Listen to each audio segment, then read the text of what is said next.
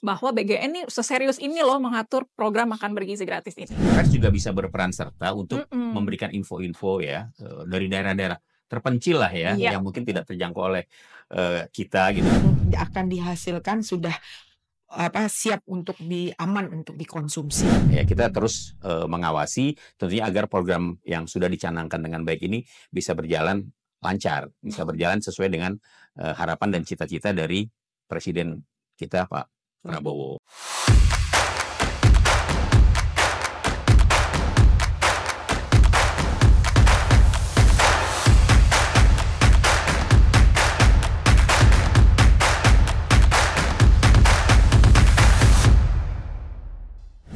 Halo, selamat datang di Gemes Generasi Emas Generasi Sehat, sebuah podcast persembahan dari Badan Gizi Nasional, di mana kami akan menghadirkan obrolan inspiratif seputar gizi, kesehatan, dan juga masa depan Indonesia. Nah, di episode perdana ini kita akan ngobrol seputar program strategis yang menjadi perhatian nasional, yaitu Makan Bergizi Gratis atau MBG. Mungkin Anda sudah sering mendengarnya ya. Nah, program ini bukan hanya sekedar bantuan makan, melainkan sebuah investasi jangka panjang untuk membentuk generasi unggul menuju Indonesia Emas 2045. Nah, kita mau tahu nih ya, bagaimana sih program ini dijalankan, lalu siapa saja yang ada di dalamnya, dan sejauh mana dukungan masyarakat serta media menjadi kunci untuk keberhasilan dari program ini. Bersama dengan saya Melisa Gadasari, kita akan ngobrol bersama dengan narasumber yang inspiratif dan menarik. Kita ngobrol dan kenalan dulu ya, sudah hadir di sini. Yang pertama, ada deputi dari Sekretaris Deputi Bidang Sistem dan Tata Kelola BGN, Dr. Ernia Sofiesi, STP MAGR. Halo Ibu, apa kabar Bu? Terima kasih. Assalamualaikum. Waalaikumsalam, terima kasih sudah hadir. Dan ada juga Bapak Kesit Budi Handoyo dari Persatuan Wartawan Indonesia DKI Jakarta atau PWI Jaya. Kita panggilnya Bang apa Bapak nih ya? Bang aja ya, Kak. Bang Kesit ya, supaya lebih akrab boleh ya. Baik. Kita mau ngobrol nih seputar program makan bergizi gratis atau MBG. Kita ke Ibu dulu ya. Ibu ini dari Deputi Sistem dan Tata Kelola. Boleh diceritain dulu mungkin ya ke yang nonton nih, kemudian Deputi Sistem Tata Kelola ini mengatur bagian apa, Ibu? Baik, terima kasih Mbak Melisa. Di Badan Gizi Nasional itu ada 4 deputi Mhm. dan 2 yang sifatnya administratif, yaitu Sestama dan Irtama, Mhm. Inspektorat Utama dan Sekretaris Utama, dan ada 4 deputi yang sifatnya teknis ya, yang lebih menuju ke lapangan atau menuju lebih ke bukan lagi administratif. Jadi ada Deputi Bidang Sistem dan Tata Kelola, ada Deputi Bidang Penyaluran dan Penyediaan, Deputi Bidang Pemantauan dan Pengawasan, serta Deputi Bidang Promosi dan Kerjasama. Oke. Nah, sistem dan tata kelola, kalau kita pahami sistem dan tata kelola itu kalau bisa dibilang otaknya. Oke. Bagaimana semua itu bisa dijalankan, berarti kita harus punya sistem dan tata kelolanya gitu ya. Nah, kalau bisa dibilang sih sistem itu merupakan bagian dari tata kelola. Cuman entah kenapa dulu ya waktu BGN ini mau dibangun, ini ada pemikiran-pemikiran sehingga itu dibagi 2, sistem dan tata kelola. Tapi itu nggak menjadi masalah karena nanti kedeputian sistem dan tata kelola ini untuk mengatur kebijakan apa yang harus dikeluarkan, yang akan dijalankan oleh 3 deputian lainnya. Jadi deputi yang 3 ini akan menjadi deputi memang menjadi deputi operasional, di mana pada saat penyaluran ada deputi dialur. Pada saat nanti operasional dapur atau SPPG tersebut itu akan dilaksanakan oleh deputi pemantau dan pengawasan. Dan untuk yang seperti ini, bagaimana kita bisa mensosialisasikan MBG ini mungkin melalui deputian promosi dan kerjasama. Jadi promosi serta kerjasama dengan berbagai masyarakat seperti tadi Mbak Melisa sampaikan bahwa kita didukung oleh masyarakat. Nah, inilah ada kedeputiannya sendiri, termasuk salah satu dengan podcast ini. Nah, jadi Gitu. sudah dibagi sedemikian rupa begitu ya, deputi-deputinya. Kemudian Ibu dari Deputi Bidang Sistem dan Tata Kelola, ini otaknya kemudian dari BGN. Kira-kira kebijakan apa saja sih Bu yang diatur, mungkin boleh diceritakan? Ya, kalau kita lihat dari arsitektur dari Badan Gizi Nasional dalam menjalankan program makan bergizi gratis ini, kita punya 3 subsistem. Subsistem input, subsistem proses, dan subsistem output. Di mana subsistem input ini bagaimana MBG ini didukung dari sisi pasokan, pemenuhan dari bahan-bahan makanan yang akan dibuat untuk untuk makan bergizi tersebut. Lalu ada subsistem proses di mana di dalamnya bagaimana memasaknya supaya itu bisa mendapat jaminan kesehatan, keamanan pangannya, lalu dapurnya harus seperti apa supaya makanan yang dikeluarkan, yang dihasilkan untuk disampaikan kepada kelompok sasaran itu juga terjamin dan itu sampai kepada pengirim. Oke, Gitu. jadi betul-betul semuanya gitu ya Bu Betul ya. sekali. Sistemnya dari Awal awal sampai sampai akhir betul. dikerjakan di deputinya Ibu. Yang paling Betul. sibuk nih berarti Ibu ya. Ya, Biar yang paling sibuk sebenarnya sibuk semua Mbak Mel, betul. cuman kami sibuknya di rumah. Oke. Karena Di tadi ya rumah di BGN. mengatur begitu ya. Jadi Betul. ibunya kalau di rumah tangga gitu ya Bu Iya, ya. Karena jadi kan semuanya biasa gitu. gitu ya Bang ya, yang Iya. mikir belanjanya kemana, Ya, anaknya betul. makan apa, Betul sekali. ngerencanain menu-menunya. Betul Makanya sekali. ibu-ibu ya yang Betul. jadi. Bagian planningnya ya, Bu? Iya, betul. Jadi nanti Betul. ini pasokannya dari mana nih? Dengan supplier siapa nih? Gitu loh. Terus nanti ini memasaknya seperti apa? Ya. Harus disusun menunya seberapa jauh?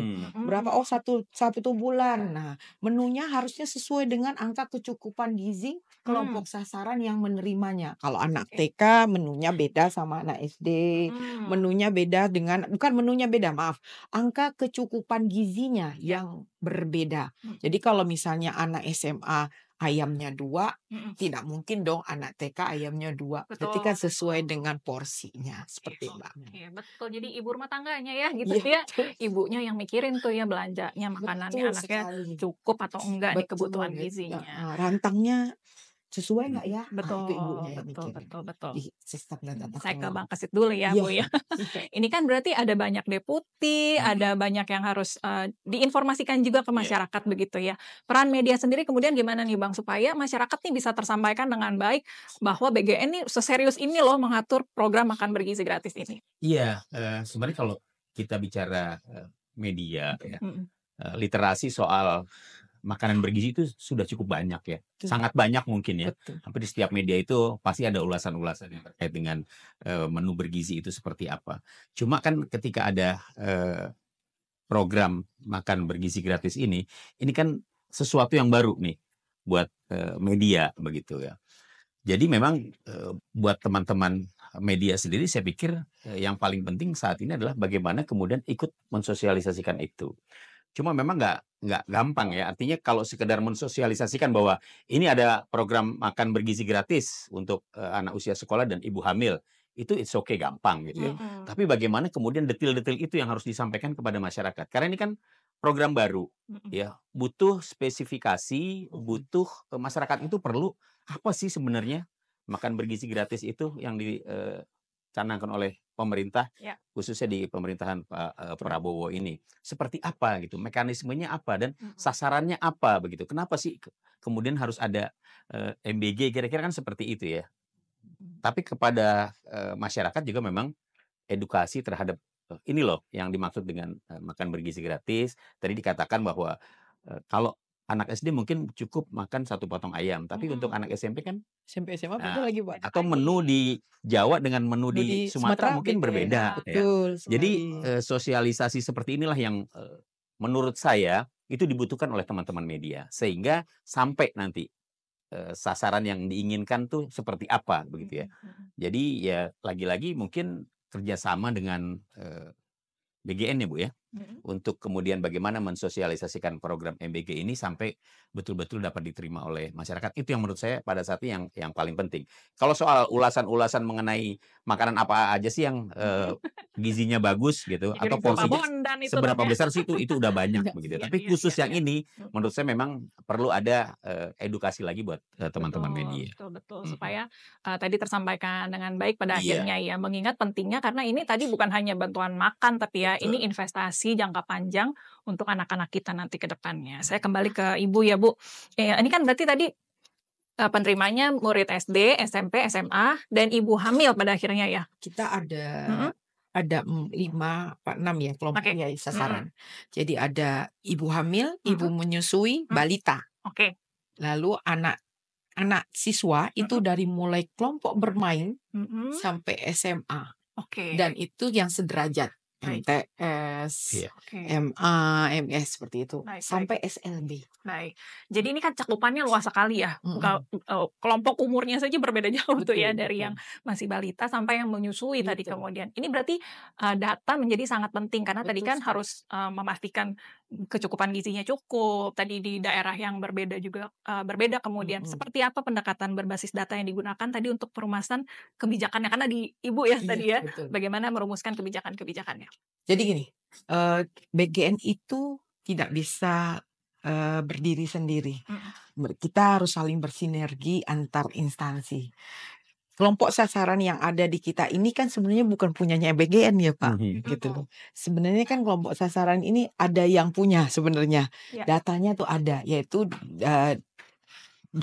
Kementerian Pendidikan Dasar dan Menengah, ya, dan Kementerian Kesehatan. Ya. Jadi dalam penyusunan datanya pun kita bekerja sama dengan kedua kementerian ini, gitu ya. Termasuk satu lagi, Kementerian Agama.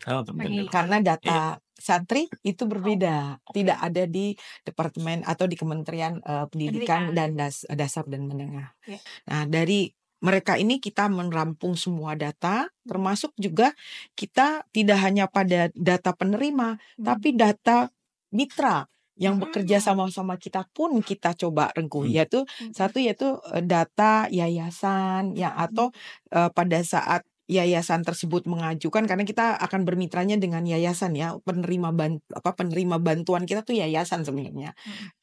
Penerima manfaatnya baru di kelompok sasaran tadi. Nah, ini pun kita bekerja sama Kemenhukumham, karena beliau inilah datanya, data yayasan itu valid. Atau dia sudah secara akte pendiriannya sudah valid. Jadi kita bekerja sama basis data, itu satu. Lalu yang kedua, di dalam penentuan SPPG ini sudah oke dengan coverage penerimanya 3.000 sampai 4.000, 3.500 sampai 4.000, itu kita berbasis data geospasial. Itu juga kita bangun gitu. Dan semuanya itu terangkum dalam satu sistem. Kita punya sistem namanya sistem portal. Portal kita di mitra.bgn.go.id.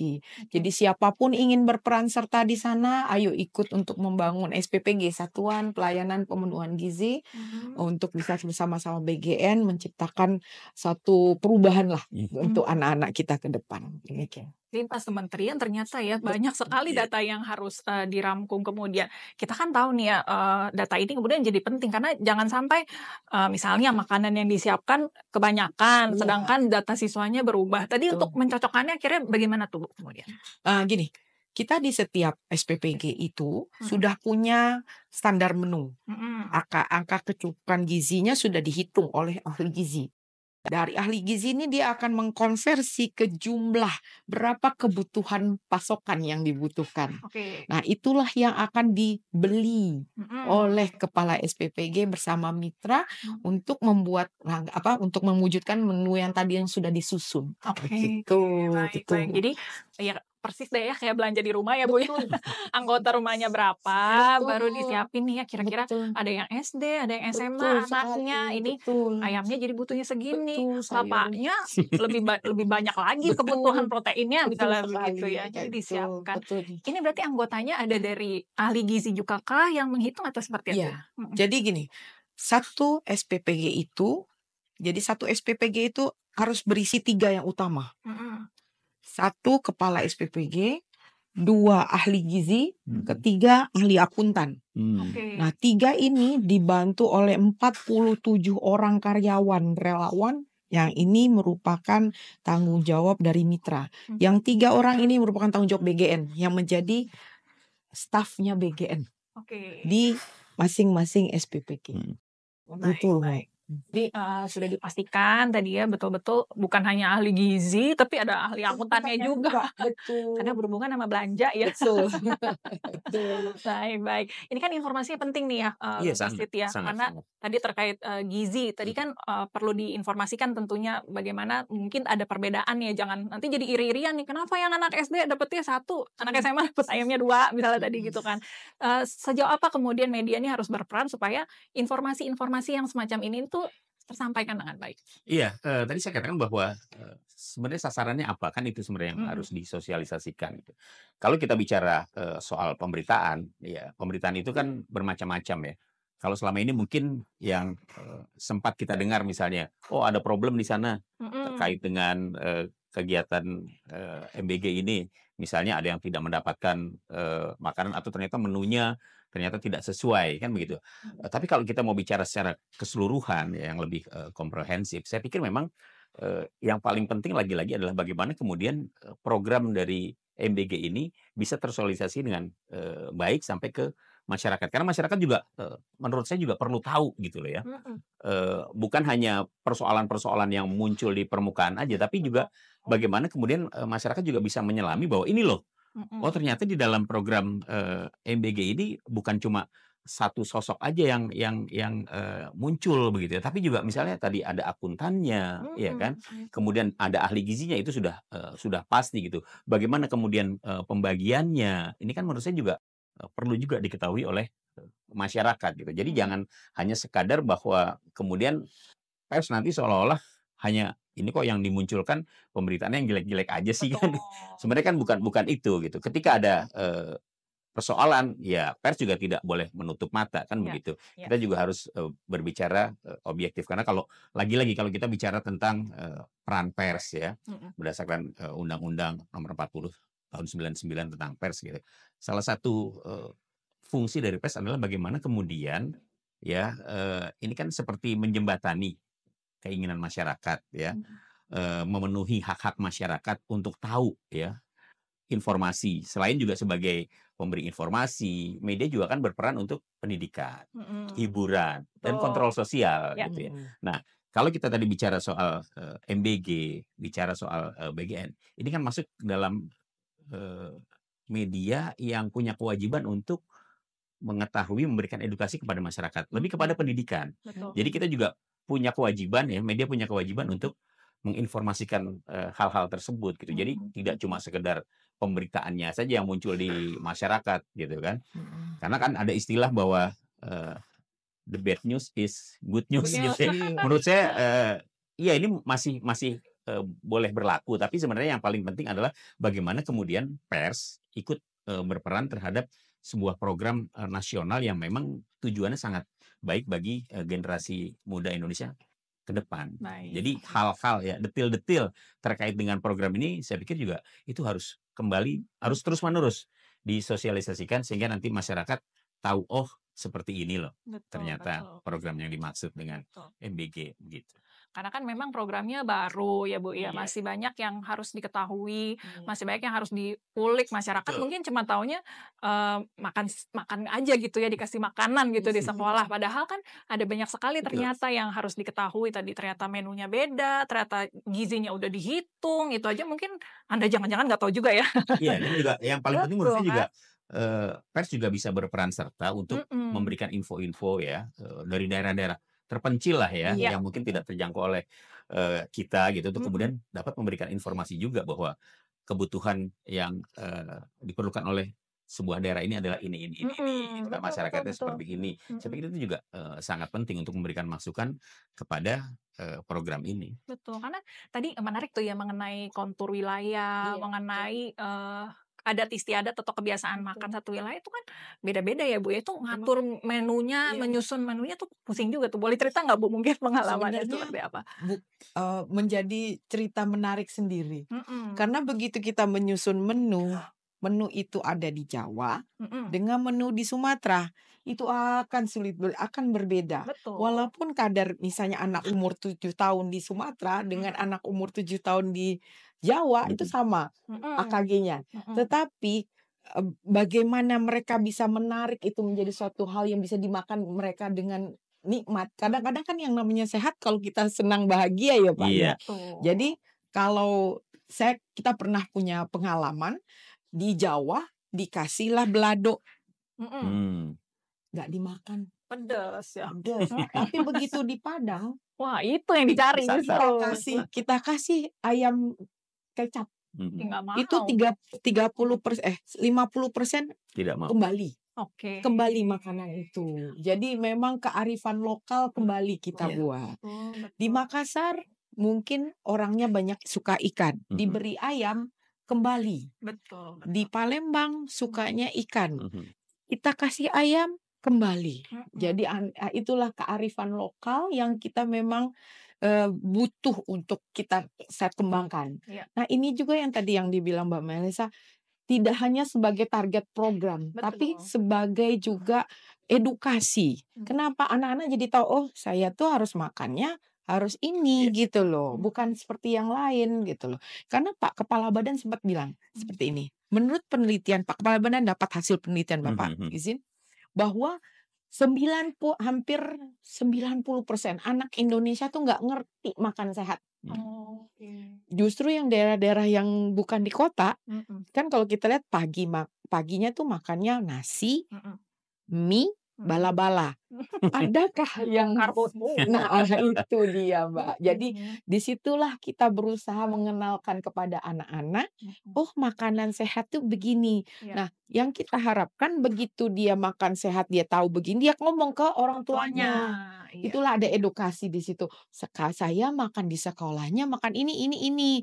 Akhirnya orang tuanya mikir, oh iya, berarti saya mau supaya anak saya bisa makan, saya butuhnya begini. Nah, ini akan menjadi apa ya? Pesan Pesan beruntun beruntun, iya, iya. kepada yang lain, kepada masyarakat, sehingga di sekitarmu pun akan, karena banyaknya ibu-ibu yang belanja sayur, Mhm. mau nggak mau orang jadi banyak jualan sayur. Betul. Efeknya lagi, Mhm. jualan sayur ini akhirnya menimbulkan orang yang mau nanem Mhm. makin banyak. Betul, betul. Kalau misalnya makannya telur, Mhm. karena orang kan jarang makan telur, sekarang kan kayak telur anak-anak ini. Iya. Ya, orang jadi mikir, oh ibunya sering bikin beli telur nih. Mhm. Berarti harus ada yang menjual telur. Iya. Menjual telur berarti harus ada peternaknya. Jadi circular ekonomi akan berjalan di dalam ini.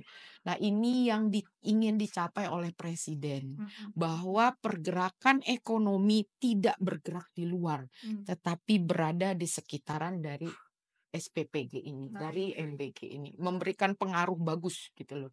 Pendapatan petaninya di sana bagus, Mhm. pendapatan peternak di sana oke, yang mau menjualnya di dalamnya sendiri. Mhm. Terus sekolah juga akhirnya nggak perlu kemana-mana gitu, diperbaiki. Terus Pemdanya pun akhirnya dengan semangat, oh saya nih masyarakat saya berkembang di dalam. Nah, gitu. Sebenarnya Baik, itu. baik. Ini harus dilihat secara gambaran besar begitu ya, Betul pada sekali. akhirnya ya. Jangan Betul. kayaknya ini cuman sekedar bantuan makan nih, begitu ya. Ternyata Betul. kalau diceritakan kayak begini baru Iya. pada tahu ya, ternyata ya berpengaruhnya banyak sekali Banyak tuh sekali. efeknya. Bisa satu rumah jadi sehat Betul. tadi, bisa membantu perekonomian satu Betul. daerah pada Betul. akhirnya, Betul. peternak, Betul. petani semuanya Betul. bisa terbantu Betul. dari ini kemudian. Ada juga loh produsen piring, Iya, produsen sendok, sendok Juga itu juga Betul. semuanya. terkait kan. Efeknya berantai Satu kemudian. keluarga Mhm. yang biasanya dia makan berempat, lalu karena ada MBG anaknya 3, terkurangi jatah dia kan. Mhm. Mhm. Dia bisa memperbaiki hidupnya yang lain Betul, gitu loh. betul. Yang harusnya biasanya dia makan cuman siang doang, karena sudah dibantu akhirnya malam dia bisa makan berempat. Jadi yang jatahnya siang bisa dimasukin ke malam. Jadi hal-hal yang seperti itu yang membuat efek orang tuanya pun bisa bekerja di SPPG tersebut Betul, betul. dengan dengan UMR setempat lah gitu ya. Kita pikir sih itu Iya. sangat membantu sekali. Baik, baik. Ini kan menarik banget ya Bang Kesit ya. Sangat. Ceritanya humanis begitu, Iya. lalu dekat dengan manusia. Kenapa sih pers nggak mau cerita-cerita yang kayak gini gitu? Enggak, jadi gini, Padahal jadi menarik sebenarnya banget memang loh. banyak ya, artinya dari program EBG ini kan kita tidak hanya sekedar berbicara soal pemenuhan gizi, ya, bukan hanya sekedar itu. Tadi diceritakan oleh Ibu Emry ya bahwa ekosistemnya ini kan sangat luas menurut saya. Banyak faktor ya, banyak bidang yang kemudian tersentuh gitu ya, terkait produsen telur, produsen Produsen ayam. ayam, produsen daging, mungkin produsen tahu tempe, Betul. iya kan. Perusahaan Tadi saya buah. bilang juga produsen sendok, Iya. produsen Iya, piring, itu kan ikut terkait. Jadi Iya. memang secara tidak langsung kan roda ekonominya itu berputar dengan baik gitu, karena saling terkait ke semuanya. Ya, lagi-lagi bahwa pers punya peran penting di sini menurut saya untuk kemudian kita tidak hanya sekedar mengupas bagaimana pemenuhan gizi bagi anak-anak usia sekolah itu terpenuhi, tapi juga ini loh ternyata ada efek yang lain yang juga berdampak begitu ya. Tentunya yang positif ya, bukan yang negatif gitu. Nah, ini yang menurut saya juga perlu juga nanti untuk terus disampaikan gitu. Jadi kita tidak hanya melulu cerita soal makanan yang bergizi itu harus ini gitu. Kan nggak begitu gitu. Kita bisa melihat dari sudut ekonominya, ya kan. Jadi banyaklah yang bisa dikupas sebenarnya. Dan itu memang membutuhkan peran pers ya. Media punya peranan di situ, dan saya pikir ya untuk bisa mensukseskan program BGN ini, saya kira ya pers juga menurut saya juga sebenarnya harus mendapatkan ya pelatihan tersendiri lah ya. Artinya karena tidak semua wartawan kemudian juga paham soal ini begitu ya. Mereka harus mendapatkan edukasi tambahan juga Bu ya, harus mendapatkan literasi tambahan juga sehingga mereka betul-betul jangan hanya kulitnya aja begitu. Kalau sekedar ngomongin BGN, ngomongin MBG itu gampang. Ibu bikin rilis ya Bu ya, Ibu bikin siaran pers, kita tulis selesai. Tapi kan tidak menyentuh sampai ke akar yang paling dalam begitu. Nah, yang diinginkan adalah bagaimana kemudian tersosialisasi bagaimana programnya, bagaimana mekanismenya, bagaimana anggarannya ya. Karena juga kita pers bagian dari kontrol sosial. Artinya kita kalau tadi saya katakan bahwa kita tidak hanya menyoroti soal bagaimana makanan bergizi itu disajikan, tapi juga bagaimana nanti yang lainnya begitu, misalnya terkait anggarannya. Apakah nanti ada penyimpangan atau enggak, itu juga kan merupakan tugas pers juga untuk ikut mengontrol ini. Jadi saya pikir banyak Mel yang bisa disinergikan dengan media. Betul. Karena tadi kalau nggak diawasin nanti harus hati-hati juga ya. Justru kita memang butuh nih ya. Apalagi kan sekarang ini media sudah sedemikian luas jangkauannya. Dengan adanya era media sosial pada saat ini ya, pers memang situasinya pada saat ini tidak sedang baik-baik saja. Tapi pers it's pers. Pers harus hidup. Pers tidak boleh mati. Pers menjadi penyeimbang gitu. Jadi bagaimana kemudian katakanlah misalnya di media sosial ramai dengan berita-berita negatif gitu. Nah, di sini peran pers akan sangat penting sebagai penyeimbang gitu. Kalau pers kan nggak bisa serta-merta kemudian mempublikasikan sesuatu yang belum jelas, ya tidak seperti di media sosial. Kalau media sosial sih enak-enak aja begitu ya. Nah, tapi ketika kita bicara pers itu harus ada check and balance, harus ada cover both side. Ketika ada sesuatu pemberitaan negatif yang muncul di masyarakat dari media sosial misalnya, pers juga tidak serta-merta kemudian menelan mentah-mentah itu. Tapi bagaimana kemudian meminta klarifikasi, meminta konfirmasi, sehingga beritanya utuh dan objektif. Baik, pengen nanya nih ke Bang Kesit ya. Bang Kesit ini kan tadi masalah misalnya keracunan atau tadi alergi begitu ya. Ini kan kejadian begitu ya. Ini bagaimana peran pers supaya jangan sampai menimbulkan kegaduhan begitu, tapi juga harus melaporkan kejadian yang ada gitu. Bagaimana peran pers yang paling tepat atau baiknya indahnya supaya kejadian ini jangan sampai jadi sesuatu yang menakutkan, tapi justru jadi evaluasi yang baik begitu. Gimana tuh Pak? Iya, tadi saya katakan bahwa salah satu peran pers adalah menjadi penyeimbang ya. Di era media sosial yang sudah sedemikian gencar pada saat ini, memang kadang-kadang pers itu suka kalah langkah, ya karena pers itu ketika mendapatkan informasi dia tidak serta-merta kemudian langsung mengupload, ya. Tapi ada proses yang harus dijalani dulu. Tidak seperti netizen ketika mendapat informasi kemudian bisa langsung upload saat itu juga. Nah, peran pers sendiri saya pikir ketika mendapatkan informasi-informasi seperti itu, maka yang paling utama adalah bagaimana kemudian mencoba melakukan konfirmasi untuk mengetahui kebenaran dari informasi yang katakanlah misalnya ada yang keracunan, ya. Kemudian mendapatkan tanggapan. Nah, dari tanggapan inilah yang kemudian pers mencoba untuk meng-up gitu ya, bahwa oh ini loh peristiwa yang terjadi di kota A itu ternyata bukan keracunan, tapi ada beberapa yang ternyata tidak cocok dengan makanannya, kemudian akhirnya menjadi alergi. Nah, hal-hal seperti inilah. Jadi kadang-kadang memang ketika era media sosial sudah sedemikian rupa, kemudian pers seperti tertinggal. Sebenarnya nggak tertinggal. Kami ingin bahwa berita-berita yang disampaikan, informasi yang disampaikan itu memang sudah terverifikasi, ya sudah terverifikasi. Karena kami nggak bisa ikut-ikutan seperti media sosial gitu. Kalau misalnya seperti itu juga, ya apa bedanya nanti pers dengan media sosial gitu ya. Jadi saya pikir peran dari media sendiri adalah bagaimana kemudian informasi awal itu yang didapat kemudian dikonfirmasi. Ya setelah mendapatkan penjelasan, oh ternyata seperti itu kejadian yang sebenarnya, bukan seperti yang dikatakan atau rame viral di media sosial, tapi ini loh hanya 2 atau 3 orang karena tidak cocok dengan menunya sehingga dia alergi. Yang lainnya biasa-biasa aja kok, tidak terpengaruh. Ya artinya kan kalau sudah seperti itu kan semakin jelas gitu. Diharapkan masyarakat juga bisa objektif ya menerima informasi. Jangan menelan informasi itu mentah-mentah ya. Memang kalau urusan-urusan melakukan konfirmasi, melakukan klarifikasi ini akhirnya menjadi tugas pers gitu ya. Kan kalau di media sosial kadang-kadang begitu mendapatkan info itu ya sudah selesai sampai di situ aja, tidak ada upaya untuk kemudian mengoreksi dari informasi yang didapat. Itu Mbak Mel. Kebijakan apa nih Bu yang mumpung kita ada kesempatan ini begitu ya, kebijakan teknis mungkin yang ingin disampaikan nanti atau mungkin rencana ke depannya akan ada evaluasi seperti apa? Apa yang ingin disampaikan, silakan Bu. Ya, kalau namanya kebijakan selama itu program masih ada, kebijakan masih akan terus dibuat gitu ya. Sambil dibuat, diimprove begitu ya, diperbaiki gitu ya. Selama ini sih yang kita buat itu kan memang lebih kepada ke BGN-nya dulu. Yeah. Kita masih membuat di kebijakan di KBGN karena gini, kalau kita perintah kementerian lain kan juga nggak mungkin gitu loh. Harus ada payungnya. Nah, payungnya saat ini sedang dibuat.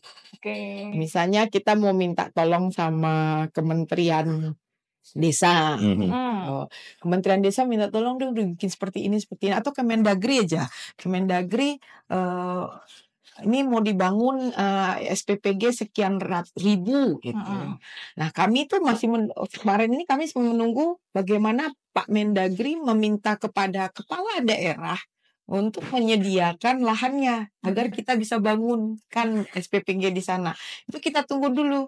Nah, karena baru setelah udah ada, karena belum ada protesnya, jadi mau nggak mau kita menunggu Pak Mendagri memerintahkan kepada kepala daerah dengan suratnya untuk menyediakan lahan. Barulah kita turun lahan seperti itu. Jadi program-program begini ini masih kepada, memang yang tadi kata Pak Kesit sampaikan masih kecil ya, masih ya karena kami masih belum ada payung hukum yang paling besar terkait kerjasama ini. Karena kalau udah di daerah terkait jalannya udah nggak bisa lagi BGN. Padahal BGN butuh nih makanan ini mau dibawa masih butuh jalan. Lah kalau jalannya jelek bagaimana kita mau menjalankan? Nah itu yang membuat kita. Nah kalau kita sih di penyempurnaan kita bagaimana makanan atau SPPG ini mencapai standar hygiene minimal, hygiene like hygiene kesehatan itu dulu. Karena kalau kita mau mencapai HACCP, waduh, berapa biaya yang harus dikeluarkan. Jadi paling tidak dia kalau udah masuk SLHS ini makanan yang akan dihasilkan sudah siap untuk aman untuk dikonsumsi. Itu sih yang kita mau. Perlahan-lahan tapi pasti begitu ya, baby step dulu sekarang gitu kata-kata orang ya, pelan-pelan dulu kita dukung, jangan langsung skeptis begitu ya, jangan langsung marah-marah ya, netizen suka marah-marah tuh. Karena dia baru lahir, betul gitu.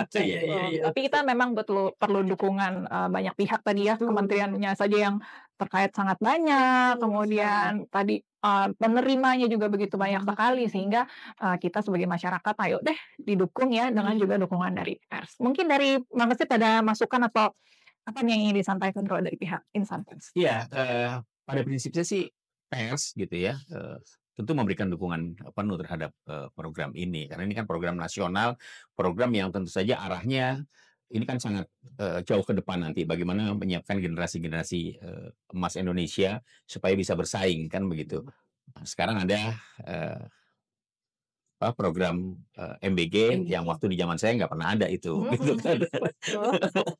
Jadi artinya anak-anak usia sekolah yang mungkin ya selama ini belum mendapatkan atau tidak pernah mendapatkan makanan bergizi yang sesuai dengan standar gitu ya yang ditetapkan oleh pemerintah ini sudah bisa merasakan begitu ya.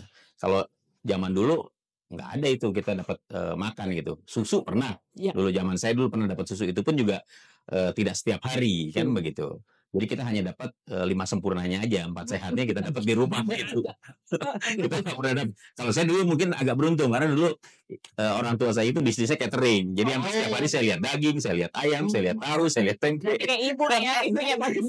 Jadi saya nggak pernah kekurangan makanan bergizi karena Iya. orang tua saya dulu almarhum ibu saya memang bisnisnya catering gitu ya, melayani apa namanya kebutuhan makan pagi, makan siang, makan malam gitu untuk sebuah perusahaan besar dulu di Jakarta gitu. Nah, saya pikir ini harus terus mendapatkan dukungan dan pers punya peran yang sangat penting untuk mensosialisasikan program ini, ikut mensukseskan program ini ya, dengan harapan tentunya nanti generasi Indonesia ke depan akan semakin kuat dan semakin tangguh dan ini menjadi peran yang sangat penting untuk pers ya. Bagi pers, saya pikir tidak ada kata kemudian tidak memberikan dukungan begitu ya. Saya pikir harus bahwa kontrol sosialnya juga harus tetap ada ya. Kita terus mengawasi tentunya agar program yang sudah dicanangkan dengan baik ini bisa berjalan lancar, bisa berjalan sesuai dengan harapan dan cita-cita dari Presiden kita Pak Prabowo. Baik, dari ceritanya ini kita sedikit mendapat gambaran ya. Tapi mungkin cerita-cerita menarik ini menjadi tugas pers ya, bisa dicari-cari lagi tuh ya mungkin di daerah mana lagi yang lainnya. Karena mungkin selama ini yang kita lihat ya di kota, teman-teman kita sendiri. Padahal mungkin banyak sekali anak Indonesia yang bisa terbantu mendapatkan gizi yang begitu baik dari program makan bergizi gratis ini. Sehingga menjadi tanggung jawab kita bersama ya Bu ya.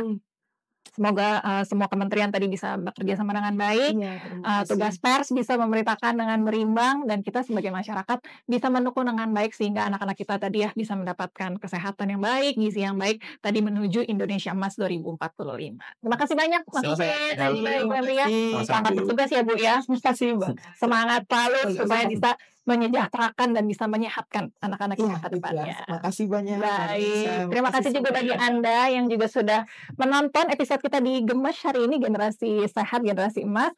Terus tonton episode kami berikutnya di kanal YouTube dan juga di akun media sosial Badan Gizi Nasional lainnya. Kita ketemu lagi ya di episode berikutnya, dibagikan supaya bisa menjadi semangat kolaborasi bagi kita mendukung program makan bergizi gratis bagi Indonesia Emas 2045. Terima kasih untuk kebersamaan Anda. Kita jumpa lagi di lain kesempatan. Sampai jumpa.